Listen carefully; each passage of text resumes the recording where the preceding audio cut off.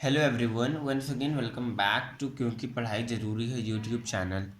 तो आप सभी को पता है कि मैं क्लास 11th में पढ़ता हूँ। तो इसी के साथ साथ मैंने सोचा कि अपना एक यूट्यूब चैनल स्टार्ट किया जाए, जिसमें मैं आपको स्टडी व्लॉग्स भी देता हूँ और कुछ इम्पोर्टेंट टिप्स ट्रिक्स और पढ़ाई से रिलेटेड स्टडी मटेरियल भी प्रोवाइड कराता हूँ। तो उसी के सीरीज़ में आज हम लोग केमिकल बॉन्डिंग, जो कि क्लास 11th का चैप्टर नंबर 2 है अगर इनऑर्गेनिक केमिस्ट्री की बात करें।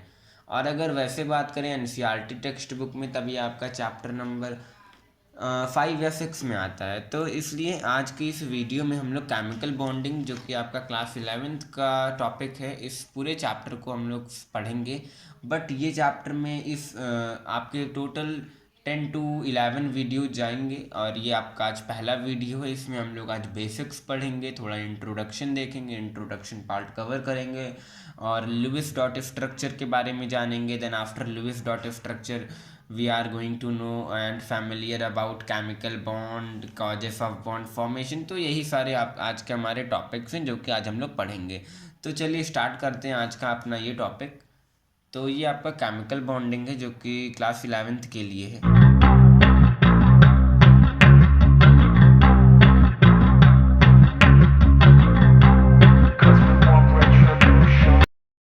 सबसे पहले हम लोग को जानना होता है कि what is a molecule. Firstly we should know about that what is a molecule, क्योंकि मॉलिक्यूल से ही आपका पूरा इनऑर्गेनिक केमिस्ट्री है।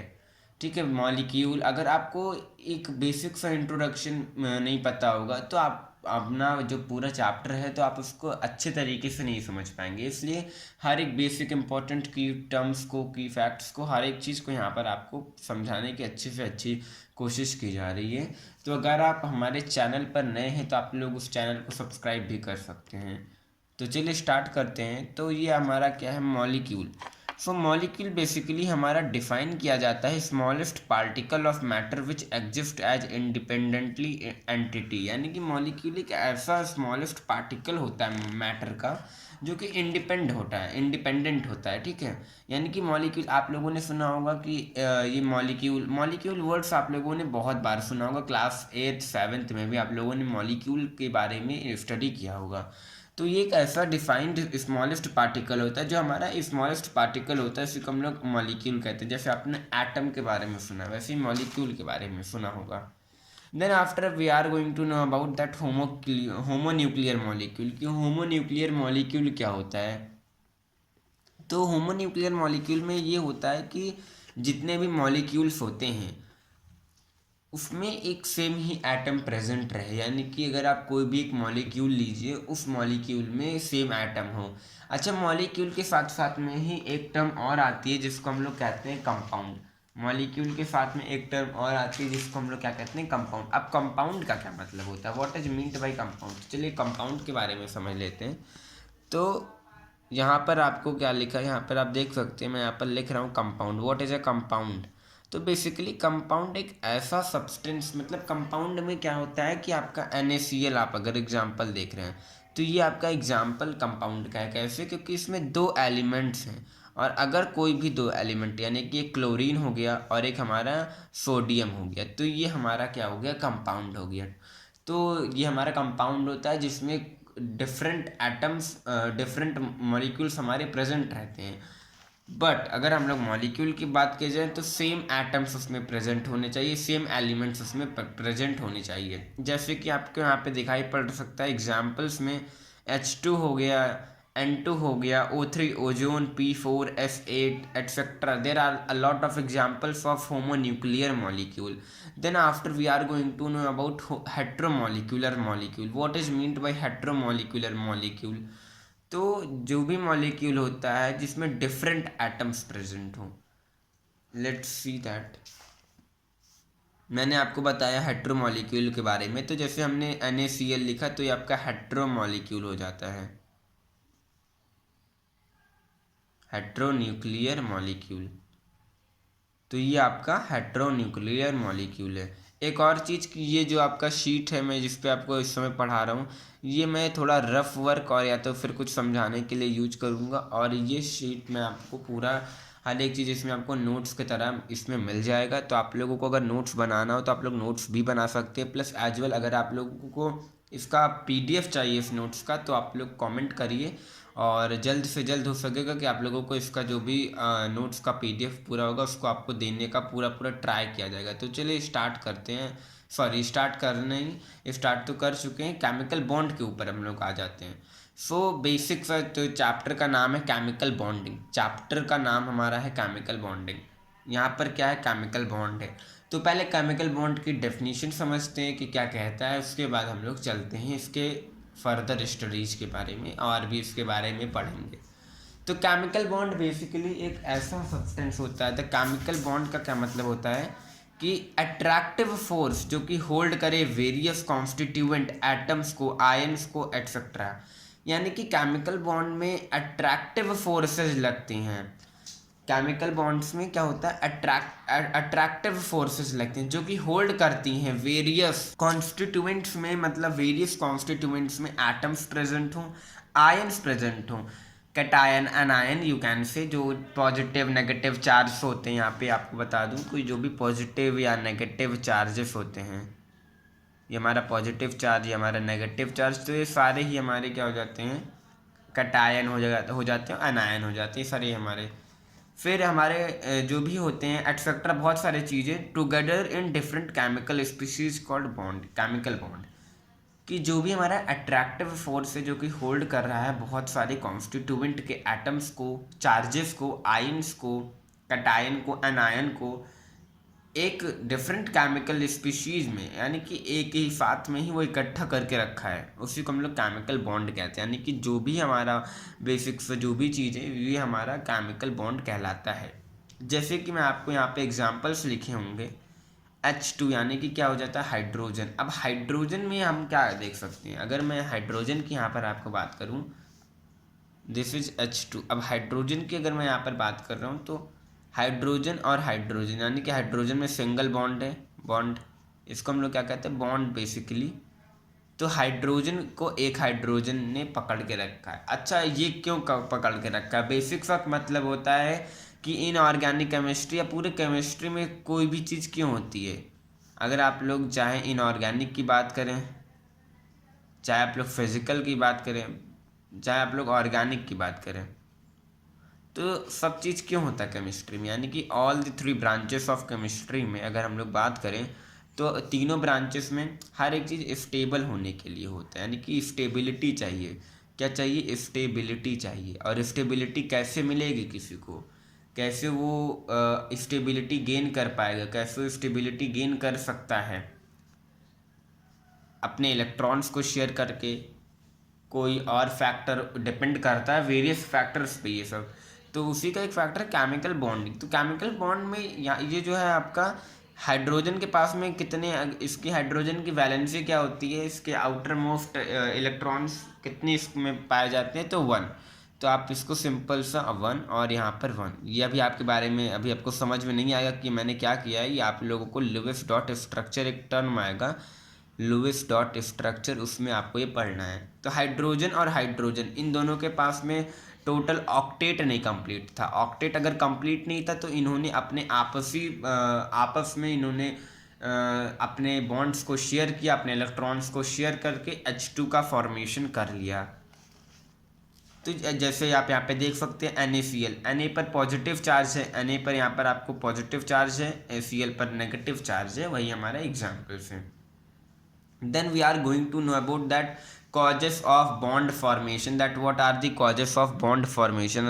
अगर हम लोग बॉन्ड फॉर्मेशन के कॉजेस के बारे में बात करें तो क्या होता है, तो बहुत सारे फैक्टर्स होते हैं बॉन्ड फॉर्मेशन के लिए।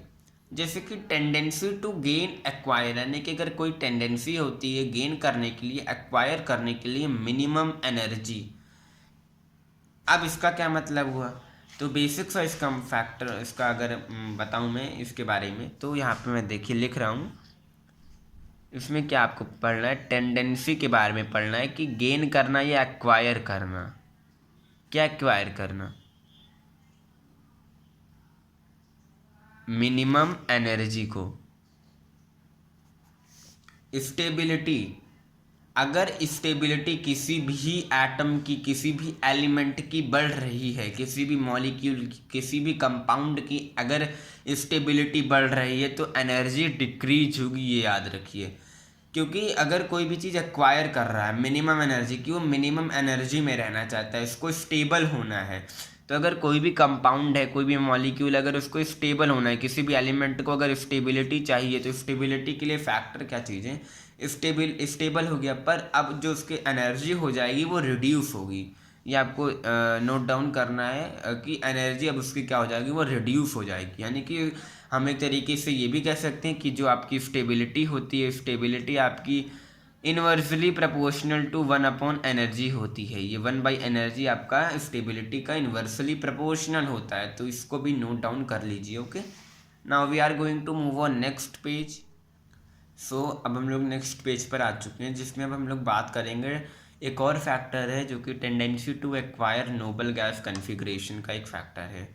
तो इसके बारे में भी चलिए हम लोग थोड़ा सा बात कर लेते हैं। तो नोबल गैसेस के बारे में कहा जाता है, अगर हम लोग नोबल गैस की बात करें, basically we talk about noble gas. तो नोबल गैस में क्या होता है, सब लोग यही जानते हैं, नोबल गैस को कहा जाता है कि इनका स्टेबल कॉन्फ़िगरेशन होता है, स्टेबल कन्फिग्रेशन होता है। अब स्टेबिलिटी यानी कि इनके पास में होती है, स्टेबिलिटी होती है। तो स्टेबिलिटी से क्या मतलब है कि इनका ऑक्टेट ऑक्टेट या फिर डुप्लेट कंप्लीट रहता है। ऑक्टेट और duplet, I hope that you all know, कि आप सभी को पता होगा ऑक्टेट और डुप्लेट क्या होता है। यानी कि वैलेंस इलेक्ट्रॉन वैलेंसी, सभी को ये तो मालूम ही होगा। तो ऑक्टेट और डुप्लेट अगर कंप्लीट है तो वो हमारा स्टेबल कन्फिग्रेशन माना जाता है। तो उसी के कैटेगरी में हम लोग नोबल गैस कन्फिग्रेशन आ जाता है, Nobel gas configuration, noble gas हमारे इसी में आ जाते हैं। तो यहाँ पे जैसे लिखा है कि जो आपका नोबल गैस होता है वो NH2NP6, यानी कि नोबल गैस आपका NH2NP6 का, इसका जो आउटर मोस्ट इलेक्ट्रॉन होता है इतने इलेक्ट्रॉन्स को होल्ड करता है, तभी स्टेबल होता है। यहाँ पे लिखा है कि हीलियम आपका डुप्लेट कंप्लीट किया है, यानी कि हीलियम क्या है, हीलियम का एटॉमिक नंबर 2 का अगर आप लोग कन्फिग्रेशन करेंगे 1s2, तो डुप्लेट आपका कंप्लीट है। एटॉमिक स्ट्रक्चर में आप लोगों ने पढ़ा होगा, अभी तो मेरे तरफ से वीडियो नहीं अपलोड की गई एटॉमिक स्ट्रक्चर की, बट होपफुली बहुत जल्द आ जाएगी। ओके, तो यही आपका एक और फैक्टर था। अब हम लोग चल रहे हैं, आगे बढ़ रहे हैं स्ट्रॉन्ग बॉन्ड वीक बॉन्ड के बारे में पढ़ने। What is strong bond and what are weak bond. तो स्ट्रॉन्ग बॉन्ड के कैटेगरी में कोवैलेंट आते हैं, आयनिक आते हैं, कोऑर्डिनेट आते हैं और मेटलिक आते हैं। वीक बॉन्ड में हाइड्रोजन और वैंडरवाल आते हैं। स्ट्रॉन्ग बॉन्ड में बेसिकली आपको 4 फैक्टर है, वीक बॉन्ड में आपके दो टाइप्स हैं, फैक्टर नहीं कहेंगे, टाइप्स कहेंगे। सबसे पहले हम लोग कोऑर्डिनेट पढ़ेंगे, सबसे पहले हम लोग कोवैलेंट पढ़ेंगे, देन कोऑर्डिनेट, देन आयनिक, मेटालिक, हाइड्रोजन, वैंडरवाल, ऐसे ही हमारा पूरा एक जो सीरीज है वो चलता रहेगा। ठीक है, तो इससे अब हम लोग जा रहे हैं स्टार्ट करने Kossel Lewis approach to chemical bonding. आपने ये टर्म शायद पहले भी सुना हो, अगर आप लोगों को ये ना कहा जाए, केवल कहा जाए लुईस अप्रोच। क्लास 10th में चैप्टर 4 जो कार्बन एंडेड्स कंपाउंड्स थे उसमें आप लोगों ने लुईस डॉट स्ट्रक्चर बनाना सीखा होगा। सीबीएसई में ये रहता है, तो सीबीएसई में जो भी स्टूडेंट्स होंगे उन्होंने लुईस स्ट्रक्चर का फॉर्मेशन देखा होगा। ठीक है, तो जो भी लोग होंगे वो लुईस डॉट स्ट्रक्चर को जानते होंगे कि क्या होता है लुईस डॉट स्ट्रक्चर। बट अगर कोई नहीं भी जानता है तो हम लोग आज यहाँ पर पूरा टॉपिक डिटेल्ड वे में पढ़ेंगे। तो सबसे पहले लुईस के थ्योरी के बारे में चलिए पढ़ लेते हैं। अप्रोच क्या था उनके केमिकल बॉन्डिंग के बिहाफ पर। तो इन्होंने सबसे पहला जो कंसेप्ट दिया था वो दिया था octet rule concept. Octet rule concept basically क्या कहता था कि इनके कंसेप्ट के अकॉर्डिंग जो भी एटम्स है वो ना ही वो कंबाइन होते हैं या तो फिर ट्रांसफ़र होते हैं। यानी कि जितने भी ऑक्टेट रूल के अकॉर्डिंग, अगर हम लोग ऑक्टेट रूल की बात करें तो जितने भी हमारे एटम्स हैं वो हमारे कैसे होते हैं, वो हमारे कंबाइन करते हैं या फिर ट्रांसफ़र करते हैं इलेक्ट्रॉन्स का। या फिर शेयर करते हैं अपने इलेक्ट्रॉन्स को। इसी तरीके से वो अपना बॉन्ड बना सकते हैं, स्टेबल हो सकते हैं। अगर लुईस डॉट स्ट्रक्चर उनको फॉर्म करना है तो यानी कि शेयरिंग ऑफ इलेक्ट्रॉन से पॉसिबल है, ट्रांसफ़र ऑफ इलेक्ट्रॉन से पॉसिबल है, और कॉम्बिनेशन कंबाइन करके भी बन सकता है। चलिए इसके बारे में पढ़ते हैं और आगे। लुईस सिंबल, तो लुईस सिंबल क्या होता है? In the formation of a molecule, अगर हम लोग किसी मॉलिक्यूल के बारे में बात करें तो जो आउटर शेल इलेक्ट्रॉन होता है वो पार्ट लेता है केमिकल कॉम्बिनेशन में, और उन्हीं को हम लोग वैलेंस इलेक्ट्रॉन्स कहते हैं। यानी कि जो भी लुईस सिंबल है, there is a Lewis symbol. इस सिंबल में क्या होता है? In the formation of a molecule, इस फॉर्मेशन में अगर हम लोग किसी मॉलिक्यूल का फॉर्मेशन कर रहे हैं तो जो आउटर शेल इलेक्ट्रॉन है वो केमिकल कॉम्बिनेशन में पार्ट लेते हैं, केमिकल बॉन्ड करते हैं, और उन्हीं को हम लोग वैलेंस इलेक्ट्रॉन कहते हैं। नोट दिस टर्म दैट उन्हीं को हम लोग वैलेंस इलेक्ट्रॉन्स कहते हैं, उन्हीं को वैलेंस इलेक्ट्रॉन्स के नाम से जाना जाता है। जो हमारा इनर शेल का इलेक्ट्रॉन होता है वो प्रोटेक्ट रहता है और वो जनरली इवॉल्व नहीं होता है कॉम्बिनेशन प्रोसेस से। यहाँ पे वैलेंसी के बारे में बात की गई है। मैंने एक टॉपिक छोटे से एक नोट में आप लोगों को ये समझाने की कोशिश की वैलेंसी के बारे में। तो पहले हम लोग वैलेंसी के बारे में बात करेंगे, then we are going to move on any other topic. Valency के बारे में चलिए हम लोग पहले बात कर लेते हैं। तो वैलेंसी का क्या मतलब होता है? वैलेंसी में बेसिकली अगर आप वैलेंसी किसी को फाइंड करनी है तो आप कैसे फाइंड कर सकते हैं वैलेंसी? अगर किसी को वैलेंसी को अगर वैलेंसी कहा जाए कि वैलेंसी निकालो, तो हाउ टू फाइंड वैलेंसी। अगर वैलेंसी फाइंड करनी है तो कैसे फाइंड करें? तो वैलेंसी के लिए दो केस होते हैं बेसिकली। जनरली एक केस होता है जिसमें आप लोगों को नंबर ऑफ वैलेंस इलेक्ट्रॉन निकालने होते हैं, और जो नंबर ऑफ वैलेंस इलेक्ट्रॉन्स होते हैं, यानी कि वैलेंस इलेक्ट्रॉन सबको पता है जो आउटर मोस्ट इलेक्ट्रॉन होते हैं, तो नंबर ऑफ वैलेंस इलेक्ट्रॉन हमारे, अगर valence electron number of valence electron अगर हमारे 4 से छोटे हों या 4 के बराबर हों, ठीक है, तो हमारा वही है, उसका वैलेंसी हो जाएगा। यानी कि अगर किसी का आप इलेक्ट्रॉनिक कन्फिग्रेशन करिए, आपने सपोज दैट आपने इलेक्ट्रॉनिक कन्फिग्रेशन कर लिया किसी भी एक एटम का, जैसे आपने किया हाइड्रोजन हीलियम का, क्या आया 1s2। अब इसका जो 2 आ जाएगा वो क्या हो जाएगा? इसका वैलेंसी, यानी कि 2 होता है, 2 आ गया, इसका 2 हमारा वैलेंसी हो गया। ठीक है, अगर वैलेंसी की बात करें। एक और केस भी इसमें होता है, अगर हम लोग केस 2 के बारे में बात करें तो इसमें नंबर ऑफ वैलेंस इलेक्ट्रॉन अगर हम लोग केस 2 के बारे में बात करें तो जो नंबर ऑफ इलेक्ट्रॉन होता है हमारा, जो भी नंबर ऑफ इलेक्ट्रॉन्स होते हैं, अगर वो 4 से बड़े हो जाएं, यानी कि 5, 6, 7, 8 चले जाएं, तो क्या होगा? यानी कि अगर वो 5 से ग्रेटर हैं, ग्रेटर देन 5 हैं, तो क्या हो जाएगा? Greater than 4, sorry, not 5, at greater than 4। अगर वो 4 से ग्रेटर देन है तो क्या हो जाता है? तो जो वैलेंसी हो जाती है बेसिकली वो हमारा 8 minus number of valence electron कर लीजिए, 8 minus number of valence electron. ठीक है, यहाँ पे मैंने लिख दिया है 8 minus number of valence electron. इस पे पहले चलिए कुछ क्वेश्चंस करके देखेंगे, उसके बाद ही हम आगे बढ़ेंगे। तो यहाँ पर आपको दिख रहा होगा हाउ टू फाइंड वैलेंसी की टॉपिक से ही हम लोगों ने कुछ क्वेश्चंस को लिए हैं, और ये है इसमें आपको बताना find the valency of helium, then sorry hydrogen, then helium, then lithium, then you will find the valency of lithium, then nitrogen, then sodium, then calcium, then aluminium, then zinc। Okay, then calcium, then aluminium, एक और लिख लेते हैं carbon, एक और लिख लेते हैं ऑक्सीजन। तो इन 10 इलेक्ट्रॉन, इन 10 एलिमेंट्स की आपको वैलेंसी फाइंड करनी है। तो कैसे फाइंड करेंगे? चलिए इसके बारे में देखते हैं। यहाँ पर एक लाइन ड्रॉ कर लेते हैं जिससे हर एक क्वेश्चन अच्छे से हो जाए, क्लियरली, साफ साफ। हाइड्रोजन की बात करें, हाइड्रोजन को सबसे पहले आपको देखना पड़ेगा एटॉमिक नंबर कितना होता है। एटॉमिक नंबर को जेड से रिप्रेजेंट करते हैं, इतना जानिए। तो जेड हमारा एटॉमिक नंबर 1 हो गया। अब अगर हमारा एटॉमिक नंबर 1 है, इसको अगर आप लोग ऑक्टेट रूल या अगर आप लोग इसका कन्फिग्रेशन करेंगे, आप इसको अगर राइट करने की कोशिश करेंगे, इसमें 1 आएगा। बेसिकली 2 से स्टार्ट होता है, बट अगर इसमें एक ही अमाउंट है, अगर इसमें एक इलेक्ट्रॉन प्रेजेंट है, सॉरी अमाउंट गलत बोल दिया, अगर इसमें एक इलेक्ट्रॉन प्रेजेंट है तो बेसिकली इसका हमारा 1 हो जाएगा वैलेंसी, क्योंकि ये 4 से लेस है। अगर 4 से लेस हो तो जितना आउटर मोस्ट इलेक्ट्रॉन में पाया जाए इलेक्ट्रॉन, उतना ही आपका वो उसका वैलेंसी हो जाता है। देन अगर हम लोग सेकंड की बात करें, हीलियम। हीलियम में क्या है, ये हमारा 2 के बराबर होता है, ये हमारा 2 हो गया। आउटर मोस्ट इलेक्ट्रॉन में 2 है, आउटर मोस्ट ऑर्बिट में इलेक्ट्रॉन्स इसमें 2 है, तो इसका हमारा जो वैलेंसी हो जाएगा। देन थर्ड वन, अगर हम लोग यहाँ पर लिथियम के बारे में बात करें तो लिथियम में हमारा, अगर सबसे पहले हम लोग देखें कि लिथियम का क्या होता है, जेड हमारा लिथियम का क्या होता है, यानी कि एटॉमिक नंबर 3 हो जाता है। अगर यहाँ पर 3 है, आउटर मोस्ट इलेक्ट्रॉन में 3 इलेक्ट्रॉन्स पाए जाएंगे, आउटर मोस्ट इलेक्ट्रॉन में 3 electrons, sorry outer most orbit में 3 इलेक्ट्रॉन्स, देन इसका वैलेंसी हमारा 3 हो जाएगा। The valency of lithium is 3। Then the fourth one is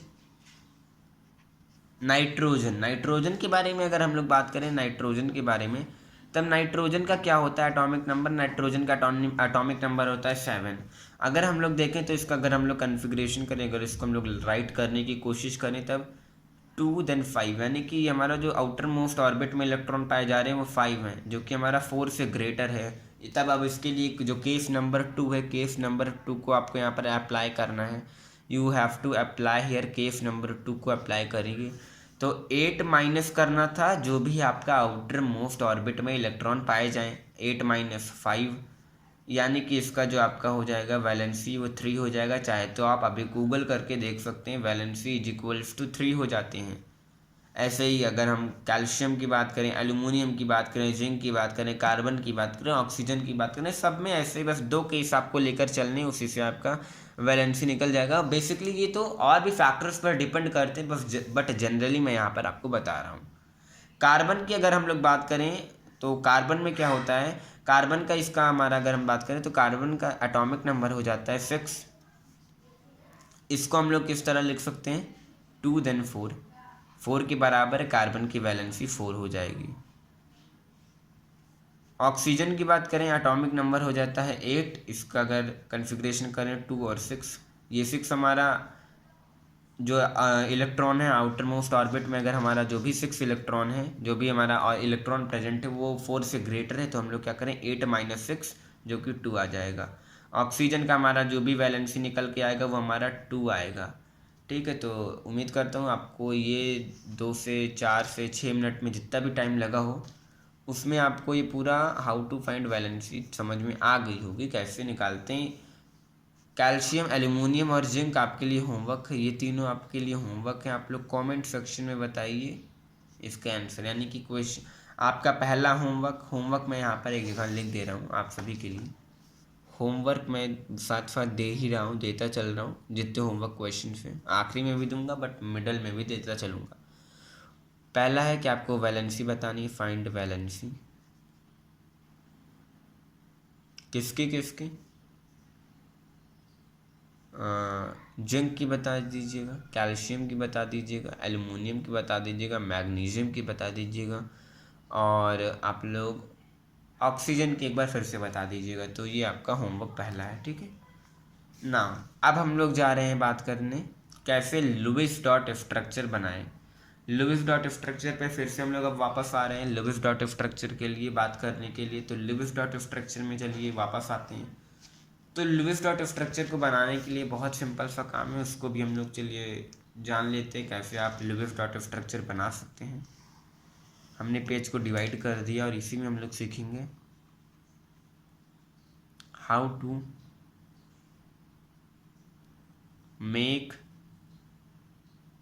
Lewis dot structure. अगर लुईस डॉट स्ट्रक्चर की बात की जाए तो आप कैसे बना सकते हैं लुईस डॉट स्ट्रक्चर। किसी भी, पहले हम सिंगल एलिमेंट का देखेंगे, देन कंपाउंड का देखेंगे। चलिए पहला एग्जांपल है सोडियम का।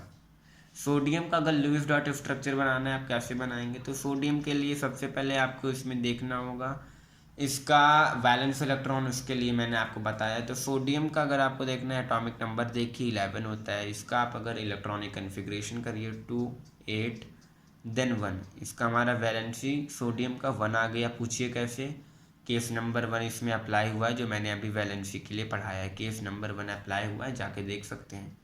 281 इसका हमारा वैलेंसी, यानी कि वैलेंसी इसका 1 आ गया है। अब हमारा इसका अगर वैलेंसी 1 आया है यानी कि नंबर ऑफ वैलेंस इलेक्ट्रॉन इसके 1 है और वैलेंसी भी इसका 1 है। अब हम लोग सोडियम को बेसिकली ऐसे लिख देंगे, समझिए पूरे प्रोसेस को। देन जितने भी नंबर ऑफ वैलेंस इलेक्ट्रॉन्स यहाँ पर फॉर्म यहाँ पे पाए जाते हैं, यानी कि अगर यहाँ पर 1 पाए जाते हैं, यहाँ पर अगर 2 पाए जाते हैं, यहाँ पे अगर 3 पाए जाते हैं और या तो फिर अगर यहाँ पर 4 पाए जाते हैं, तो बेसिकली उतने आपको डॉट लगाने हैं। इलेक्ट्रॉन 1 है यानी कि आपका N और एक डॉट हो जाएगा, ये हमारा लुईस डॉट स्ट्रक्चर यही है, लुईस डॉट स्ट्रक्चर। दूसरा एग्जांपल चलिए देखते हैं। दूसरा एग्जांपल हम लोग अगर बात कर लेते हैं कार्बन का। कार्बन के लिए आपको सबसे पहले लिखना है इसका एटॉमिक नंबर 6, देन आपको इसका कॉन्फ़िगरेशन 2 और 4, ये हमारा वैलेंसी इसका कार्बन का 4 आ जाता है। अगर वैलेंसी कार्बन का 4 आया, आपको यहाँ पर कार्बन लिखना है। इसके बारे में अब यहाँ पर आपको जो भी वैलेंसी उतने आपको नंबर ऑफ डॉट्स यहाँ पे फॉर्म करने हैं, 1 2 3 और अब 4, यानी कि ये आपका हो गया कार्बन का लुईस डॉट स्ट्रक्चर। ये जो मैं सर्कल बना रहा हूँ, सर्कल मत नहीं बनाना रहता है, सॉरी, बट मैंने ऐसे बना दिया हूँ, लुईस डॉट स्ट्रक्चर हो गया। ओके, यहाँ पर मैंने और भी एग्जांपल्स आपको दिए हैं, यहाँ देख सकते हैं आप। एल्युमिनियम का दिया है, मैग्नीशियम का दिया है, कार्बन का दिया है, नाइट्रोजन का दिया है और सोडियम का, 5 एग्जाम्पल यहाँ पर है। देन अब हम लोग जा रहे हैं बात करने कोवैलेंट बॉन्ड्स के बारे में। We are going to familiar with covalent bond. Covalent bond से आपको साफ साफ पता चल रहा है जो कि म्यूचुअल शेयरिंग दे इलेक्ट्रॉन्स के, उन्हीं को हम लोग कोवैलेंट बॉन्ड कहते हैं। म्यूचुअल शेयरिंग का क्या मतलब कि एक भाई तुम दे दो, एक भाई हम दे दे, दोनों ने मिलके दोनों ने काम कर लिया। अब जैसे कि मैं कहूँ कि मेरे पास एक एग्जांपल से इसको मैं समझाना चाहता हूँ आप सभी को। एग्जांपल मैं ये ले रहा हूँ, यहाँ पर मैं इतने में समझा दे रहा हूँ आपको कोवैलेंट बॉन्ड के बारे में, कि अगर बाई चांस मुझे एक बिजनेस स्टार्ट करना है और अगर उस बिजनेस में लग रहे हैं 200 रुपये, ठीक है, 200 रुपये लग रहे हैं, मेरे पास है केवल 100 रुपये। अब मेरा अगर एक कोई फ्रेंड है चिंटू, अगर एक मेरा कोई फ्रेंड है चिंटू, तो जो चिंटू के पास में 100 रुपये हैं, चिंटू को भी बिजनेस स्टार्ट करना है। अगर चिंटू को भी अपना बिजनेस स्टार्ट करना है तो क्या करना होगा, उसके पास भी 100 ही है, मेरे पास भी 100 ही है। तो हाँ, अगर 200 रुपये का बिजनेस टोटल स्टार्ट होना है, 200 रुपये हम लोगों को इन्वेस्ट करना है उस बिजनेस में, तो हम लोग क्या करेंगे कि चल भाई 100 रुपये तू दे दे और 100 रुपये मैं दे दूँ। तो अगर हम दोनों लोगों ने 100 रुपये मिला दिए तो 200 रुपये मिल गए, और अगर 200 रुपये मिल गए तो हमारा बिजनेस हो गया स्टार्ट और पार्टनरशिप हो गई 50% की, यानी कि 50% तेरे 50% मेरे। ये हो गया बेसिक सा फंडा, मैंने इसको एग्जांपल से समझाया। अब अगर वहीं हम लोग देखें कोवैलेंट बॉन्ड की, तो इसमें भी यही होता है कि अगर किसी के पास इलेक्ट्रॉन्स कमी है, यानी कि दोनों के पास इलेक्ट्रॉन की कमी है, तो दोनों आपस में ही शेयर कर लेते हैं इलेक्ट्रॉन्स को और स्टेबल भी हो जाते हैं। कैसे? हाइड्रोजन की बात की जाए, अगर हाइड्रोजन है H2, एक हाइड्रोजन, दो हाइड्रोजन, एक हाइड्रोजन के पास में एक इलेक्ट्रॉन, एक हाइड्रोजन के पास में एक इलेक्ट्रॉन, इसके पास में एक, इसके पास में एक। अगर इसने इन दोनों ने ही अपना अपना लुईस डॉट स्ट्रक्चर बनाया, किस तरह बनेगा? इसी तरह बनेगा। तो अब इन्होंने क्या किया कि चल इस वाले हाइड्रोजन ने, कि मैं यहाँ पे नाम लिख दे रहा हूँ, हाइड्रोजन 1 ने कहा कि चलो मैं इसका इलेक्ट्रॉन ले लूँ, और हाइड्रोजन 2 ने, इसका नाम है 2, हाइड्रोजन 2 भी सहमत हो गया, चलिए इसने ले लिया। अब हाइड्रोजन 2 को आया गुस्सा, वो कहा कि तुमने तो ले लिया तो मैं स्टेबल ना रहूं क्या? तो हाइड्रोजन 2 ने क्या किया कि हाइड्रोजन 2 ने कहा कि तू भी मुझे दे।